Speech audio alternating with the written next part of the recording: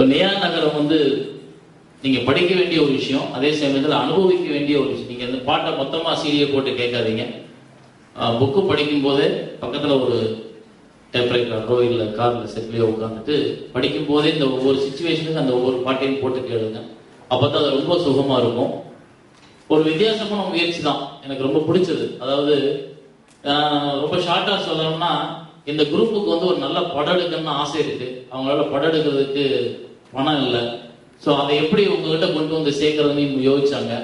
So படத்துல உள்ள கதையை எழுதிட்டாங்க, பாடல்களை போட்டு காமிச்சிட்டாங்க. ஸோ இந்த புத்தகத்தை படிக்கிற யாரோ ஒருத்தர் வந்து தயாரிப்பாளராகி இந்த நியா நகரம் வந்து திரைக்கு வரலாம்.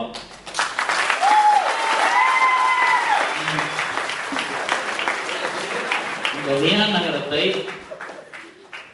நான் தான் எடுக்க போறேன்.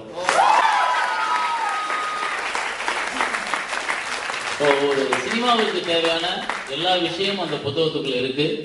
நான் அன்னைக்கு படிச்சு முடிச்ச உடனே சமீப சொன்ன ஒரு விஷயம் வந்து, இது கண்டிப்பா திரைப்படமா வரணும், நீங்க நிறைய சாதிப்பீங்கன்ற நம்பிக்கை இருக்கு. ஒரு யங் டீம் பார்க்கும்போது இங்க வந்தோன்னு அங்க உட்காந்து 4 பாட்டு கேட்கும்போது எனக்கு ஒரு 10-15 வயசு குறைஞ்சிருச்சு. சரி, எனக்கு திரும்ப கல்லூரிக்கு போயிட்டு வரலாம் அப்படின்ற மாதிரியான ஒரு ஆசை கிளம்பியது. ஸோ ரொம்ப ஃப்ரெஷ்ஷா இருக்கணும்னா இந்த மாதிரி டீம்ஸோட பார்ட்டிசிபேட் பண்ணலாம், இவங்களோட சேர்ந்து தரலாம். இப்போ அந்த படத்தை நான் எடுக்கிறேன்னு சொல்றேன், ஏன்னா நான் இன்னும் என்னை கொஞ்சம் இளமையாக்கிக்கிறதுக்காக தான். இவங்களோட சேரும் பொழுது நானும் இவங்க டீம்ல ஒரு ஆளாயிருவேன். எனக்கு இன்னும் யூஸ்ஃபுல்லான தாட்டு கிடைக்கும். என்னோட கடைசி 80 வயசு வரைக்கும் நான் ஓடிட்டே இருப்பேன். என்னோட சினிமா நான் எடுத்துக்கிட்டே இருப்பேன். ஸோ அடுத்தடுத்து வர்ற ஜென்ரேஷனை அங்கீகரிக்க, ஆதரிக்க, அவங்களுக்கு கை கொடுக்க, அதுக்கு ஒரு தைரியம், அதுக்கு ஒரு துணிச்சலும், அதுக்கு ஒரு நல்லெண்ணம் வேணும். அந்த இது வந்து எனக்கு இருக்கிறதா நான் நினைக்கிறேன். நான் கண்டிப்பா இவங்களுக்கு கை கொடுப்பேன்.